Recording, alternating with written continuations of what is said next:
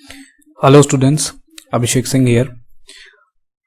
आज ये मैंने वीडियो बनाई है स्टूडेंट्स के लिए जो अभी जिन्होंने 10th पास आउट किया है और 12th पास आउट जिन्होंने किया है उनके लिए ये वीडियो है कि वो अपने जो सब्जेक्ट हैं, जो स्ट्रीम्स हैं, वो कैसे आगे सेलेक्ट करें और वो अपना क्या जो उन्होंने ड्रीम जो उन्होंने चूज़ किया है उसे कैसे अचीव कर सकते हैं। तो आज हम उसी के बारे में बात करेंगे। क्या होता है, मोस्ट ऑफ द टाइम बच्चों को ये नहीं पता होता है कि उनको स्ट्रीम कैसे सेलेक्ट करना है और उनको जो आगे अपना फ्यूचर सेलेक्ट करना है उसके लिए उन्हें कौन सी स्ट्रीम सेलेक्ट करनी चाहिए। तो बेस्ट मैं कोशिश करूंगा कि आपको गाइड कर सकूं ताकि आप उससे अपने लिए बढ़िया स्ट्रीम सेलेक्ट करें और जो आप करना चाहते हैं वो अपना अचीव करें। तो देखते हैं, सबसे पहले अभी जो हमारा एजुकेशन सिस्टम है उसके हिसाब से अभी 3 हमारी मेन स्ट्रीम होती है 10th के बाद में। ह्यूमैनिटी है, कॉमर्स है, साइंस है।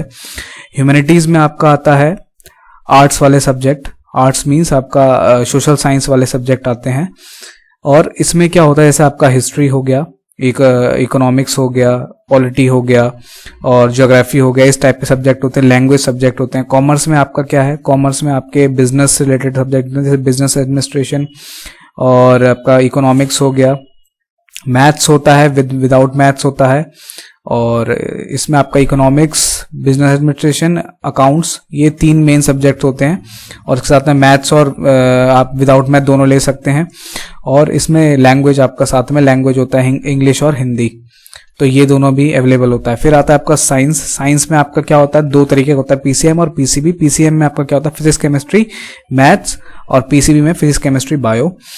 इसके साथ में आपको लैंग्वेज मिलती है। लैंग्वेज इंग्लिश, हिंदी में आप सिलेक्ट कर सकते हैं। कुछ स्कूल्स में इंग्लिश कंपलसरी होती है, कुछ में आप चॉइस ले सकते हैं और कुछ में आपका पीसीएमबी भी अवेलेबल होती है। आप मैथ्स या बायो किसी को ऑप्शन ले सकते हैं। तो ये सारे आपके पास 3 मेन स्ट्रीम है कि आपको इसमें से सेलेक्ट कर सकते हो कि आपको कौन सी लेनी है। तो अब देखते हैं कि इसका यूज क्या होगा अगर आप कोई स्ट्रीम लेते हैं। सबसे पहले यूज क्या होगा, सबसे पहले ह्यूमैनिटीज के बारे में देख लेते हैं। ह्यूमैनिटीज अगर आप करते हैं तो 12th के बाद आपको करने को मिलेगा ग्रेजुएशन नॉर्मल ग्रेजुएशन होती है बैचलर ऑफ आर्ट्स की, वो आपको करने को मिलेगा। उसके बाद है और क्या कर सकते हैं आप, बैचलर ऑफ लेजिस्लेटिव लॉ, मतलब आप LLB कर सकते हैं। इसको करने के बाद होटल मैनेजमेंट कर सकते हैं। अगर आप ये सब करना नहीं चाहते तो आप प्रिपरेशन भी कर सकते हैं। अगर आप कुछ एग्जाम्स, गवर्नमेंट एग्जाम्स की प्रिपरेशन कर सकते हैं। कुछ एग्जाम्स में आपको ग्रेजुएशन चाहिए होती है तो उसके लिए आप ग्रेजुएशन के बाद में एग्जाम कर, जैसे यूपीएससी हो गया, SSC हो गया, तो इन सब की प्रिपरेशन कर सकते हैं साथ में। और आप नॉर्मल ग्रेजुएशन करने के बाद या ये प्रोफेशनल कोर्स करने के बाद आप जॉब भी कर सकते हैं। उसके बाद अगर आप हायर एजुकेशन लेना चाहते हैं तो आप मास्टर ऑफ आर्ट्स कर सकते हैं। बैचलर ऑफ एजुकेशन अगर टीचिंग लाइन में जाना चाहते हैं तो बीएड कर सकते हैं।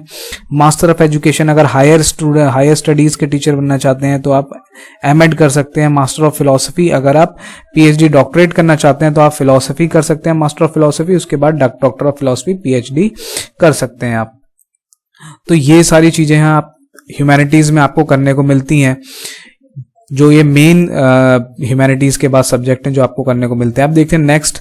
इसके बाद नेक्स्ट है हमारे पास कॉमर्स। कॉमर्स में आपको क्या क्या करने को मिलता है। कॉमर्स में आपके पास फायदा ये होता है कि जो आपके आर्ट्स के ज़्यादा जो अपॉर्चुनिटी है वो तो आपको करने को मिलते ही हैं, प्लस आपकी कॉमर्स की अपनी एक अपॉर्चुनिटी होती है। मतलब अगर आपने कॉमर्स कर लिया तो आप बीए वगैरह जो उसमें आर्ट्स वगैरह में था वो सब आप कर सकते हो।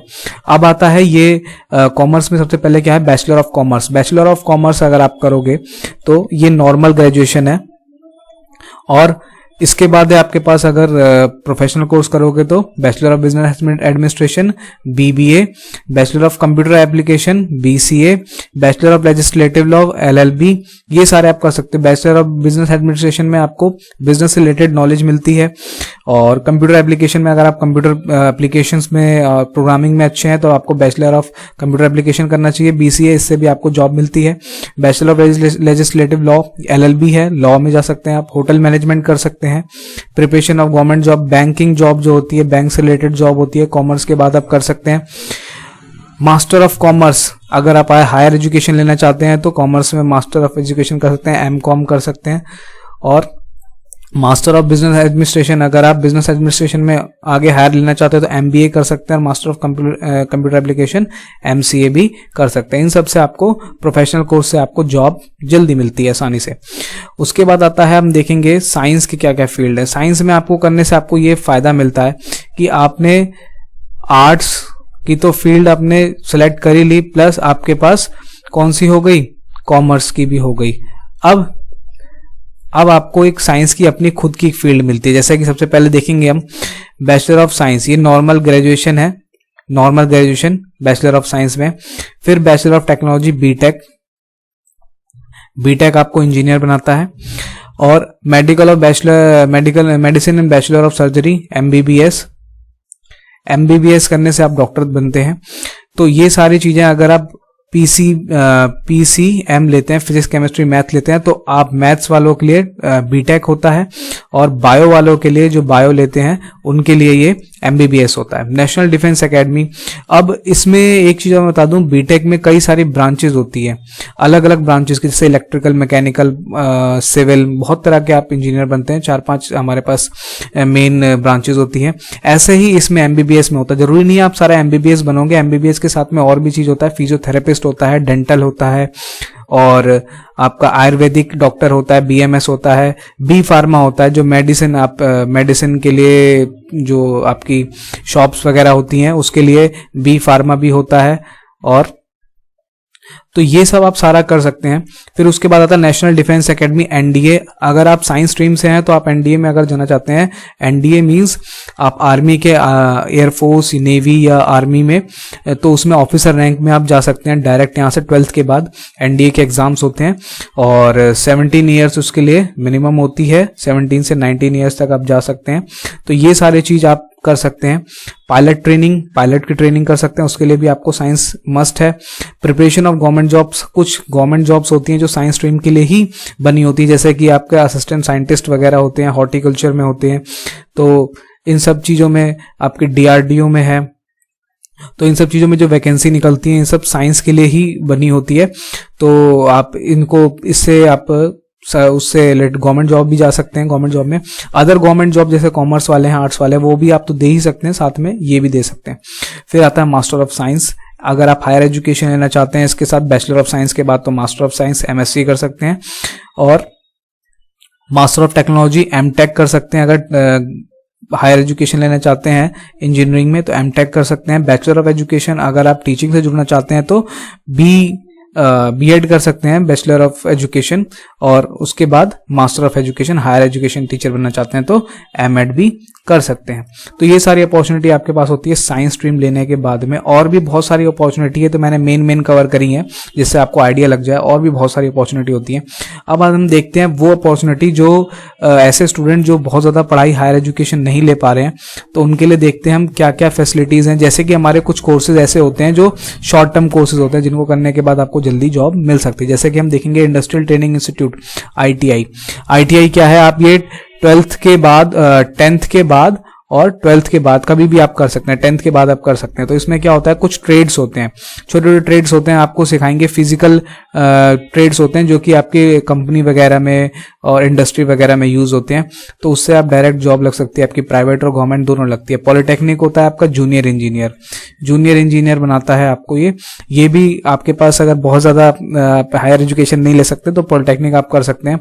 पॉलिटेक्निक करने के बाद आपको क्या मिलेगा, आप एक जूनियर इंजीनियर की पोस्ट हो जाएगी, आपको गवर्नमेंट जॉब भी निकलती है उसके लिए, और प्राइवेट जॉब आप कर सकते हैं। तीसरा है कंप्यूटर कोर्स। कंप्यूटर कोर्स में आपके पास है हार्डवेयर एंड सॉफ्टवेयर, दोनों आपके पास होता है। आप कोई सा भी कंप्यूटर कोर्स कर सकते हैं। जैसे अगर कंपनी वगैरह में जहां जाते हैं, आपका इंटरेस्ट कंप्यूटर में है तो आप दोनों चीज कर सकते हैं, हार्डवेयर भी कर सकते हैं और सॉफ्टवेयर भी कर सकते हैं। सॉफ्टवेयर में आपका कंप्यूटर एप्लीकेशन से रिलेटेड चीज होती है, हार्डवेयर में आपके कंप्यूटर रिपेयर से चीजें होती हैं, हार्डवेयर रिपेयर। और दूसरा 10th और 12th बेस में गवर्नमेंट जॉब्स भी निकलती हैं, जैसे कि एमटीएस और क्लर्क लेवल की, एलडीसी और एमटीएस लेवल की एग्जाम्स निकलते हैं, आप उसके लिए प्रिपरेशन कर सकते हैं।